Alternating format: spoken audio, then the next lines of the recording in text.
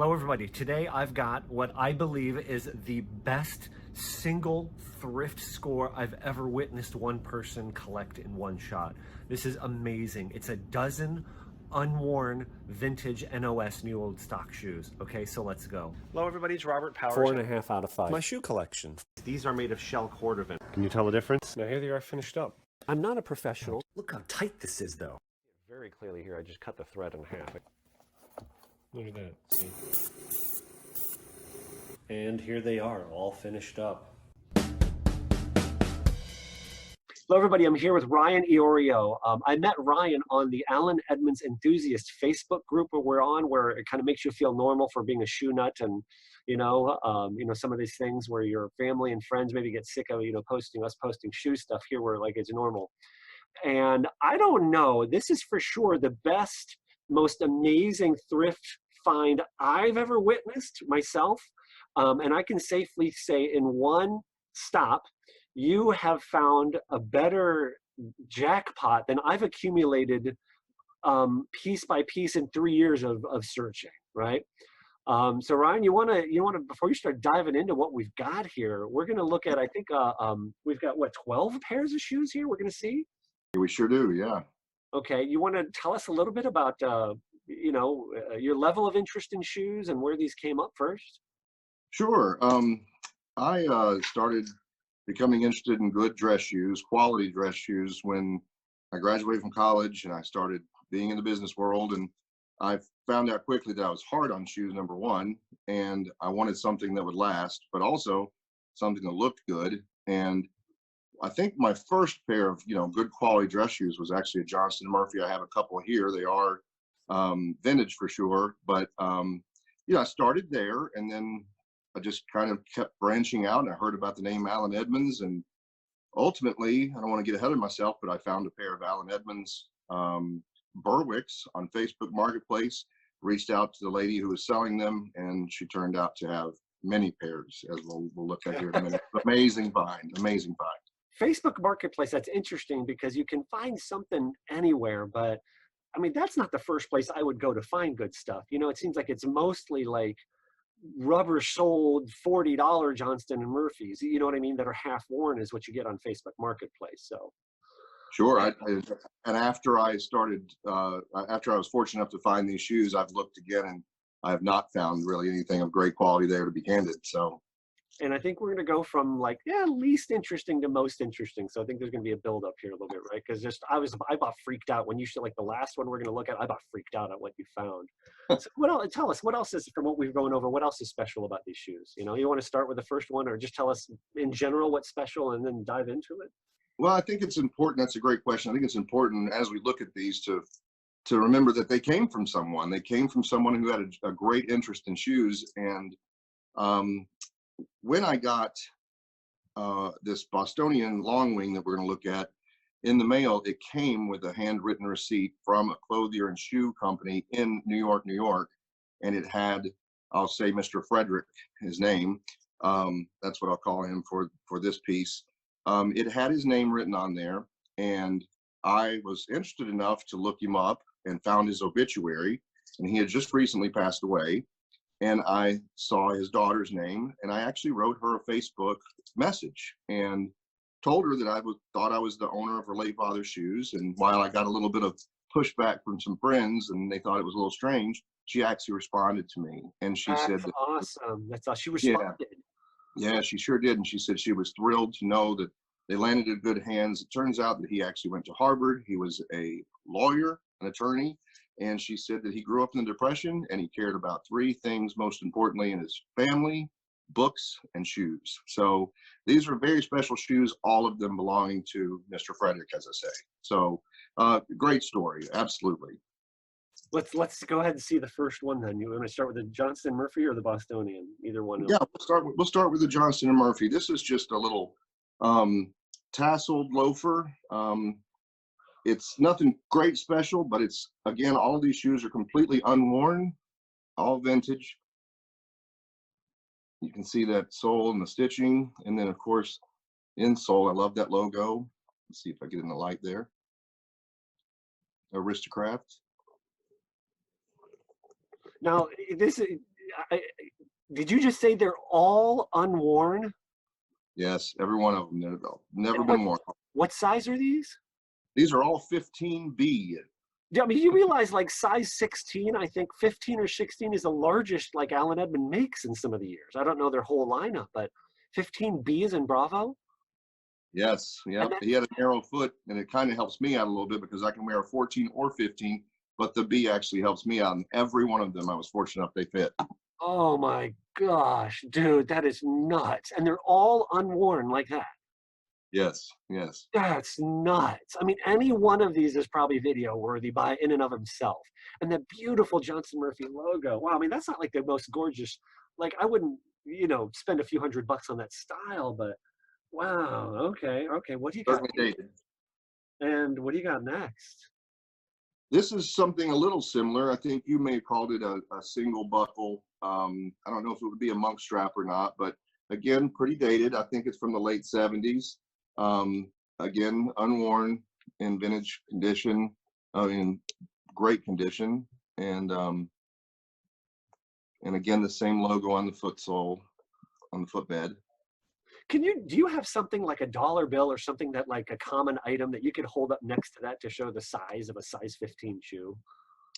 If you give me a moment, I can. Okay. This is actually not one of the biggest shoes. I mean, it's still a 15, but it doesn't look as big, but just a credit card here or a debit card. I mean, it's a pretty good size shoe. Wow. Yes. Wow. Okay. What else we got? You got one more Johnston Murphy, right? Correct. So this again still has the same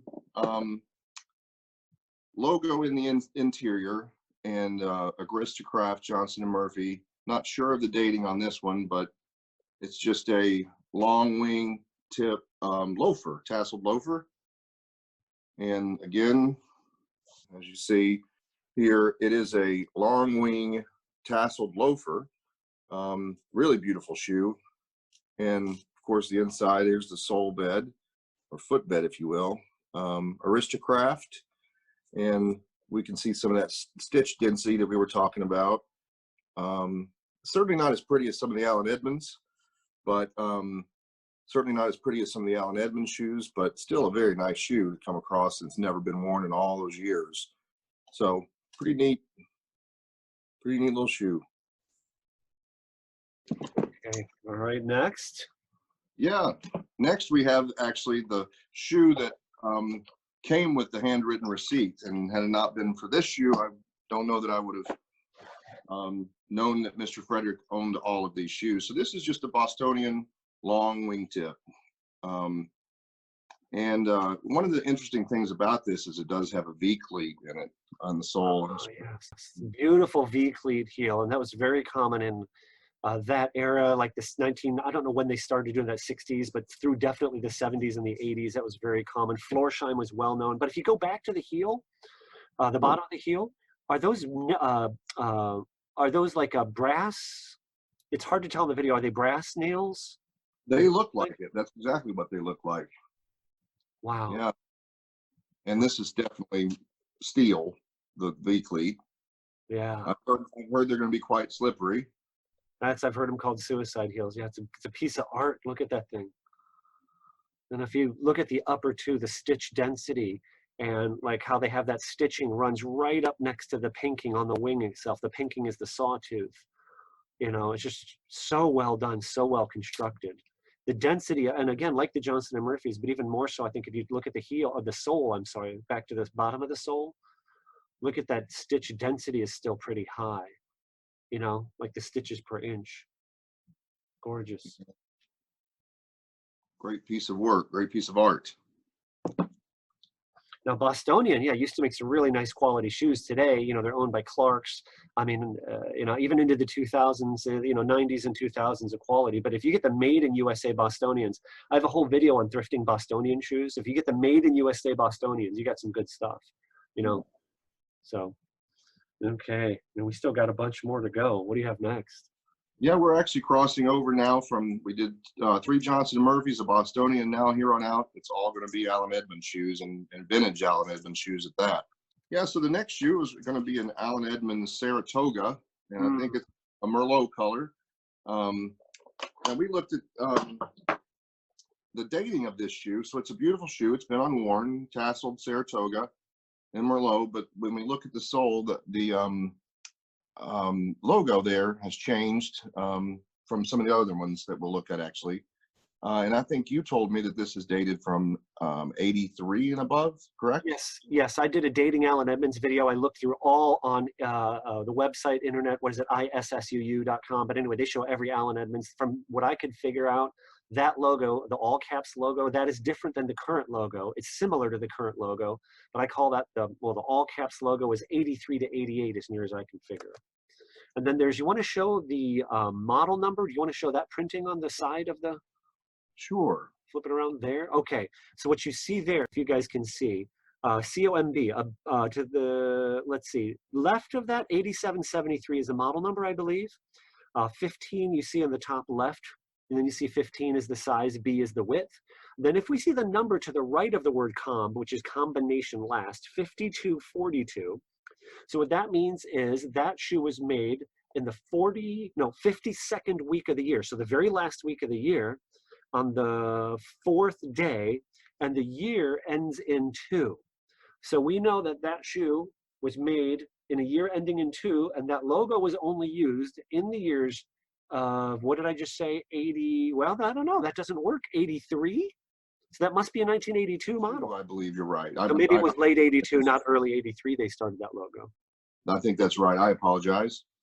Yeah, so no, my document's wrong then, so this must be, that logo must have started in 82. Or, I mean, you never know, because it could be where they make the uppers in 82 and it sat on a shelf. And I mean, there can be some variance, Sure. So, because I know they make the uppers in batches, and then they can, like I said, the uppers can sit on on the shelf for a while before they actually put them together.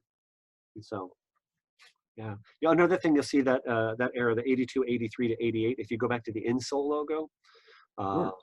you can see it says the handcrafted world of Allen Edmonds, and then they have the model name kind of like sideways. That's, you can see they start to say made in USA. The earlier ones, I don't think they said made in USA, because everything was made in the USA in the 60s and 70s.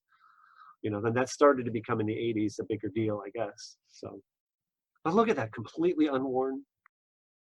That line of stitching, is that hand stitched, I wonder? Like, I think what they do is they take a bead of like plastic under the leather there and then stitch through it. And sometimes it's hard, I don't know how they do that, but I've heard that was hand stitched. And sometimes you can tell because you'll see slight irregularities in it.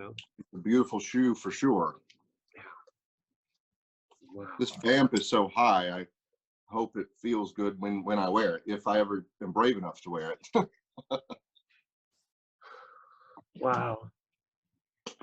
All right, what do you got next for us? So a little bit of a similar shoe, but this is also an Allen Edmonds Berwick. And this is actually the first shoe that I did find from her on Facebook Marketplace before she started sending me the pictures, and I realized I stumbled onto something. But this is a Berwick, again, the same logo that we talked about. And then this heel, I think we talked about that earlier, but it's more of that handcrafted World of Allen Edmonds logo inside.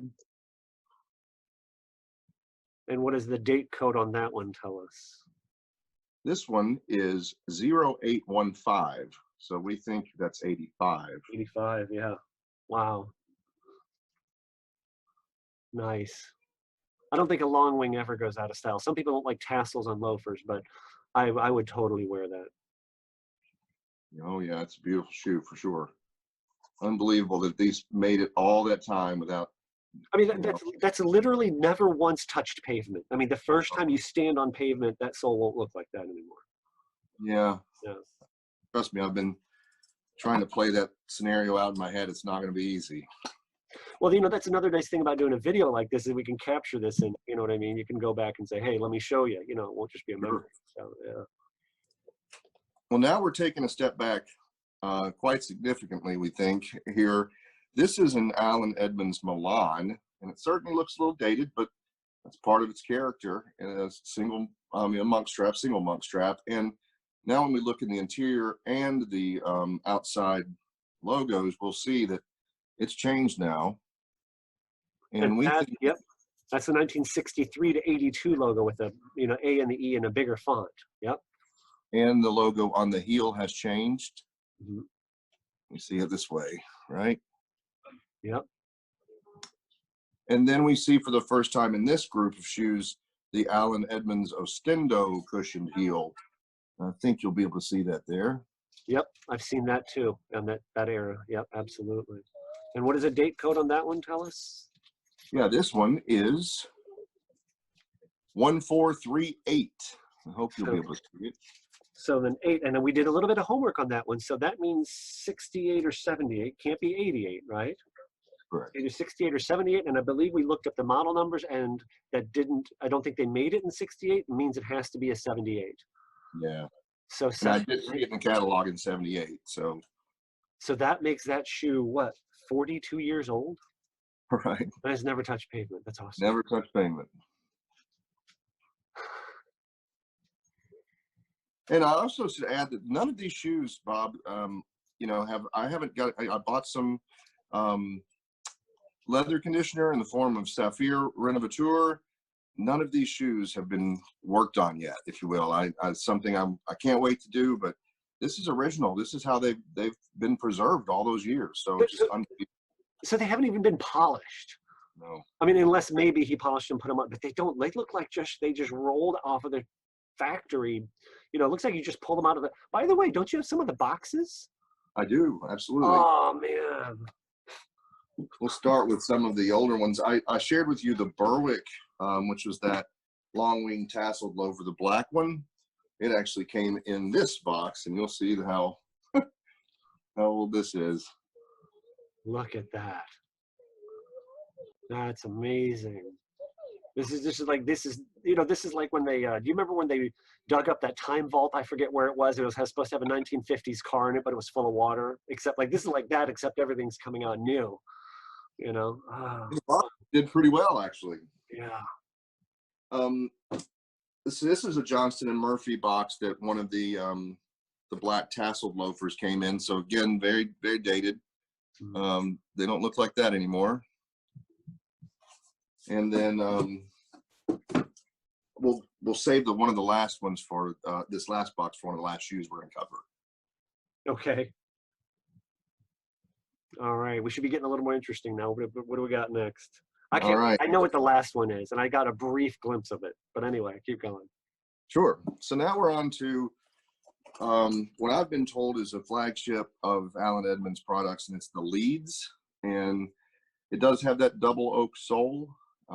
This thing is just made so well, and you can just tell that it's going to last a long, long time. It again is that dating from much earlier model with the older logo. 63 to 82 logo, yep. And look how high that stitch density is in the bottom of the sole too. And if you notice, another little dorky thing, they did not recess, they didn't cut a groove. They would stitch that without cutting a groove. So even though the stitch density is higher, the threads are almost like flush with the surface, where later they cut a groove and then stitched in a groove, which recessed the stitches down more. But it is beautiful to see the stitching, how dense it is, how many stitches per inch. And then we do see the Ostendo heel, or a cushioned heel. Sole bed there. And then as far as this model number, or not model number, but date, when it was made, 0818. So we're pretty sure this is from 1978. Yeah, could be 68. Could be. Oh, another little thing there. I Sure. pointed out is the top of the welt has fudging on it, where they don't do that anymore on the standard line shoes. Can we see that in that picture? Oh yeah, yep. Clearly, that's the. You want to point out what I'm talking about? Yeah. Right through there. There's the fudging, fudge wheeling, correct? Yep. Also, the square toe. I think the last has changed now. That's what I've heard. That it's not much. It's not nearly as square toed as this is now. I think it's much more round. So that's the Leeds, the Allen Edmonds Leeds. And I do like that double oak sole. Like I said, I'm pretty hard on shoes. If I ever wear them, Bob. If I ever wear them. You have the courage to wear. Yeah, I know what you mean. So what we have here is what Allen Edmonds called the Polo at one time, and it's a saddle shoe. It's all black, of course. It is all vintage, never worn, and it does have that older logo. And look at the stitching on that shoe. Beautiful. And that one looks like the guy might have walked around on it once. Maybe tried it on. And then this date or production date on this one, it looks to be 2041. So, man, it could be 71. I'm not really sure.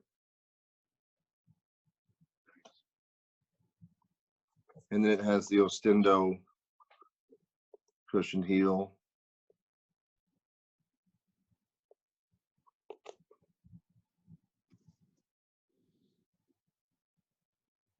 Super cool. You ready for that one? Yep. And this one is the Allen Edmonds Brentwood. It's a Norwegian split toe style, I'm pretty sure. It's not one of my favorites, but I certainly appreciate it for what it is. It's made beautifully. It's got the older logo. And would you comment? I think you said a couple of the shoes had one of the heels modified. Could you talk about that? Yeah. Evidently, the owner of these shoes had one, the right side shoe. What am I trying to say?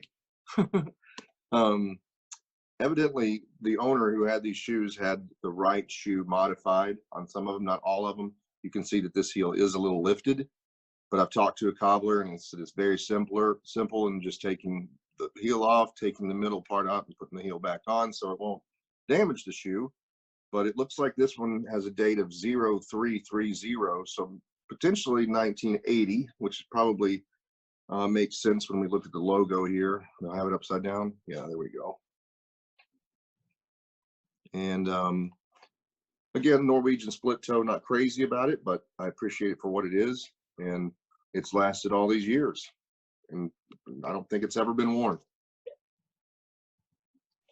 Wow, that's awesome. So now we're coming to the last two, and they're my favorite shoes. In fact, this shoe is my very favorite shoe. It's the second one I opened up, and I knew I'd found something pretty amazing. This is the Allen Edmonds McNeil, and we're still in that same era here with that logo. 63 to 82 logo, yep. And pebble grain. And it's got that fudge wheeling that we were talking about. Yes. And the double oak sole. Now, a little thing we'll point out there. Can you point out what I was showing you earlier about how the eye stay is stitched to near the wing? So I've got a pair of McNeil 2.0s, and I'm going to show you guys here real quick one little difference, and I'll have to cut in a picture probably, okay, in the video. But on mine, I don't know if you can tell, again, I'll cut in a video, the eye stay is basically butted right on top of the wing, so there's really no gap on both sides. And the reason they do that now is it saves leather. So what that means is on mine, the vamp here and the quarter here are two different pieces of leather. Where on yours, as you can see, because there's a gap there, you can clearly see they are clearly one piece of leather. So in other words, that shoe is more difficult and more expensive to make because it required a larger piece of single leather in nice shape. Yeah, and as we look at the date of this, Bob, it says 4427. It could be 77, could be 67. We're not really sure, but we think because of the color, it was 77. Is that correct? I was thinking 67 because, and I'll cut in here. I might as well. Let me see if I can bring it up real quick while we're talking. Okay. It's kind of hitting me how amazing these shoes are, right? Okay, so let me show you what we saw on the catalog. So what I found was this one, first of all, is the 1977 catalog, and we can see McNeil here in the corner. And the model number is correct, but it says 9157 is your shoe, correct? That's right. So the 77 catalog calls 9157 brown cashmere green calf, and 9167 is tan cashmere green calf, okay? But if we look at the what was it? But if I go to the 1967 catalog, because that to me looks like tan, not brown. I mean, I don't know that for a fact, but I would not call that color brown. I mean, if you know, if there's also a tan. And this shows 9157 as teak-burr, Teak-burr, cashmere green calf. So I guess if we really wanted to do a little more homework, we could find out. In what size did you say that one is again? What size? 15B. You know what? Yeah, it could have. They made a size 15B in that year. Okay, so it's hard to tell, but it could be. I mean, based on the brown, it just that doesn't look brown. It looks more of a tan. Could be in 67, but I mean, maybe somebody here who knows more about Allen Edmonds will correct me. So, but either way, let me stop sharing. But you look at that; that's just stunning. And I think that that style, the McNeil, they just stopped making it. How long ago did they stop making that, Bob? I think last year, 1920. I think it might have been this year. Wow. Well, the craftsmanship is just exquisite. By the way, just little things like right there by where your middle finger is right now. If you turn to the side of the shoe, the edge of the sole, a little more, turn it a little more. There, if you look at it, right there is where the welt is cut and overlaps. Okay. You may want to look at it yourself to see what I'm talking about and then point it out. Can you see the joint where the welt cuts? It is so well done, it's almost invisible. Yeah. It's a really well-trained craftsman in those days. Like I said, I think this may be my favorite shoe of all of them. Even more than the next one? I sure am. This one you're going to show by far for me is like this is the cream of the collection right here. So tell us, what have we got for the last time?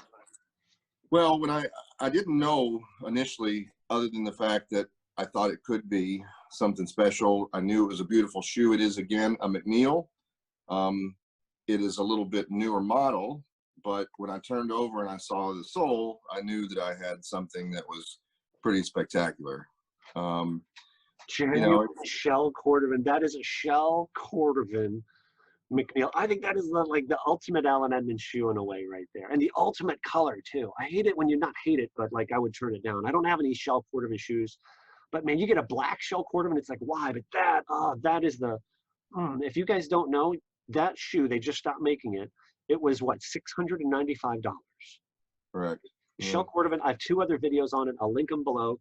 But shell Cordovan is made from horse hide, and there's only 2 pieces on a horse about that big, about the size of a Thanksgiving serving tray. And the raw material alone, is what drives up the cost of that. Stunning. Shell. It does have that double oak sole that I spoke of earlier. We did fast forward a few years with the newer logo here on the back, and then we're back to the interior that says the handcrafted world of Allen Edmonds. But one of the neatest things, Bob, is the heel, and if you could speak to that a little bit. Yes. Now that heel, I know they made. I've thrifted a few pairs of the 1962 to 83 model shoes, and even one pre-63. It's not a V cleat; it's a round metal cleat, and it looks like it's covered in like nylon. And I've also seen on the interior with that heel, it would say Ostendo nailless, Nailess, like as in no nail heel. I think those are wooden pegs. Those are not brass, right? If they're not wooden, if it looks like they could have some sort of filler. The reason I think they're wood though is the shoe that I had, that was very worn, and it was worn into them, and they were still they looked the same. In other words, it wasn't like, oh, they're nails that are covered with a putty or something. And right. Nailless heel. So what I believe is when they switched to that, newer style heel, they switched to that Victory heel.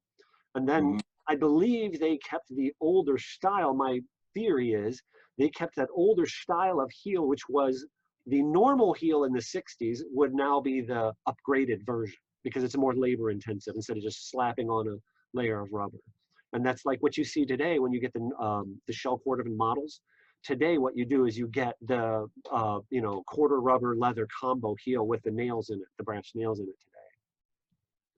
Well, I can guarantee you that these shoes are going to get a lot of Saphir Renovateur and get the care they deserve, man. It's been a long time, and they've done well over the years of not having anybody really take care of them. But One thing I will tell you from, there might be another guy on the Allen Edmonds group that I'll steer you towards. The vintage shoes, the one thing you want to be careful of is vintage shell is right around the eye stays where the laces pull. okay, Right where the laces pull. I've seen quite a few pairs. That's the first place they generally crack because of the stress on the old leather. So what a lot of guys do is they'll send them to a cobbler. But don't just send them to any, I'd send them to one of the guys in the group, and they'll put brass or metal eyelets around those. So then it has a metal ring, a metal well, eyelet. the neat thing about this is that they do have one on the inside. Right, I but don't they'll know put if one that that covers the outside, got you. and then Thank it you. kind of, will spread the load around and keep it from tearing but Yeah, I'm not saying you need to, but I'm just saying that you may want to keep an eye on that. no, I appreciate that. I mean, it's a pretty special shoe. Awesome. So, Well, all 12 of these, do you mind saying how much do you pay for them? If you don't. what would be the downfall of me telling people? I don't really want to. I may want to sell like one of them, but I don't want to sell. That's the only downfall. That was the And only I'm not trying to downfall. gouge, and I'm not going to try to gouge anybody. So I That'd be guess the there only would be no downfall, right? Believe it or not, when I first saw this Berwick, it was listed as $30. downside.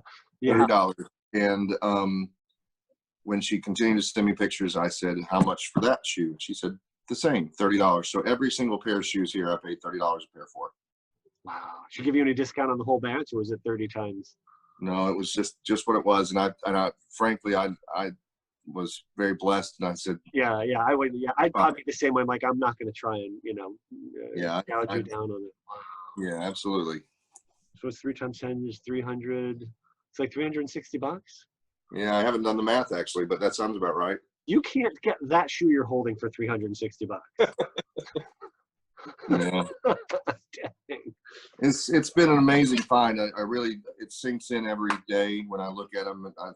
It will never happen again. And I just happen to be the guy who found that first pair. It's just unbelievable. But I plan to take really great care of them and tell the story to a lot of folks and hopefully get people into loving shoes because I've always loved history. I've always liked art, and this is all of that combined. Yeah, and well, you know what? Being a 15B, because what you'll see is it's interesting how many narrow shoes you find when you thrift. Like I'm talking let's just call it pre-1980. And I've read a little bit about this. Men's feet have gotten wider over the years, but it's very common to see shoes from the 1970s and especially the 60s and earlier. I've never thrifted anything from the 50s, but you'll see a large percent of the older shoes are narrower. Like I think quadruple A, and you're like, who wears a quadruple? I don't know one single person who wears you're probably the first person I know that wears a really narrow size, so Well, I think that probably also helped your cause in, them not getting snatched up. I mean, if they were a 10D, there would have been 40,000 people in the last, couple decades that wanted them. yeah, they all fit me. I don't know how it all happened. I am a little not concerned, but like I said, this vamp is so high on these. I know it fits. I just don't know how it'll feel after I wear them for a while. Right. Right. Wow. My friend found that same model shoe on, I think it was Facebook Marketplace or something for $50 in that new condition. And we thought that was amazing. Like one shoe, Yeah. Wow. That's awesome. This is just so cool. Like I said, it's the history and it's the artisan and the craftsmanship. And, it's really interesting to see these brands like that. I don't know if there's anything, I got to be careful what I say. Bostonian, I heard, is making some shoes in the USA. I did an article on that, but Johnson and Murphy doesn't make any shoes in the USA anymore. And from my personal experience, when they're not made here, the quality goes down. But, but it's interesting to see like how many ordinary brands were Allen Edmonds type quality, in the 1970s and 80s. And you just have a treasure trove there of shoes. So thank you so much for sharing this. Oh, I'm honored. I really am. And like I said, I hope this video gets people into learning and loving shoes. Frankly, I've always loved them, but in the past 2 months while I've been acquiring these, I've learned more and more and more through guys like you. So I really appreciated the opportunity. I'm honored. This is great. Yeah, no, thank you for sharing this. This is awesome. If you guys stick around here, I'm going to put some still shots into some of these shoes, you know, in the closing credits. I always like to do that with my stuff. And if you guys want to see more of the kind of stuff I do, I got roughly 100 or so videos. Most of them are shoe centered. Some of them shoe repair, my amateur cobbling. You know, some about how leather works. I got a Horween leather company. By the way, you'll want to see the Horween leather company visit one that talks about that shell Cordovan. Leather talks, it's kind of a nerdy one and it's lengthy, but if you really want to know why shell Cordovan is expensive, I have a 2-part interview with Phil Callis, who owns Ashland Leather Company. He produces shell Cordovan goods, and he was or is, or at least was, an employee of Horween. Wow. And he talks in depth about how you make shell Cordovan, why it's so special, and why it takes 6 months to tan it, and all that kind of stuff. So you get a better appreciation for those. I definitely will check it out. Yeah, those McNeils, you bend them, they don't wrinkle. You'll see the micro creasing. They get those little tiny lines. The shell Cordovan doesn't do that. It's an amazing material. I've seen those pictures that some of them are 30 years old and they just have the folds. Like, you know what, without bending the whole shoe, can you pick up the shell Cordovan McNeil and show the crowd, like, just like bend the tongue, you know, and if you can hold it relatively close to the camera when you bend the tongue up. You want me to unlace Yeah. it so I can pull the tongue out? Yeah, if you can, without having to take all the laces out, but if you can take a couple. So in other words, the term that Phil used that taught me is break. When you bend normal calfskin leather, especially when you bend it up, you'll see these micro creases, a bunching, even on full grain leather. It's worse on corrected grain leather, but you'll see, you know, there's micro creasing. And see, if you see that, you can bend it really tight, or you could even don't wad it up. But if you did, you see it's not really clear on the video, but if you do that next to a calfskin shoe, you know, if you guys, even not on video, but if you go to your own shoe and bend them up, you see what I'm talking about? It doesn't crease. Now, I can already tell on I can already tell. Video there. Okay, lost the video for a Back- second. Yeah, now bend that one. I can actually already tell that the one time I tried this on, it already left some creases in the vamp here. Yep, So you see that. Now bend it, and you'll see what I'm talking about. You see there, right in the valley, it makes a break, the micro creasing, with calfskin, micro creases, shell does yeah, you not. can see them. That's just naturally going to happen, but that, to your point, is not going to happen with shell, correct? That's it. Yeah. Yeah. So, wow. All right. Thank you, Ryan. Any closing comments? You know, I think. No. Yes. Okay. Again, thank you so much. It was an honor, and I appreciate it very much. Yeah, I hope the word gets out. All right, guys, feel free to subscribe. Check out my other videos. God bless everybody, and I'll see you, Ryan. Thanks for sharing your time. You bet.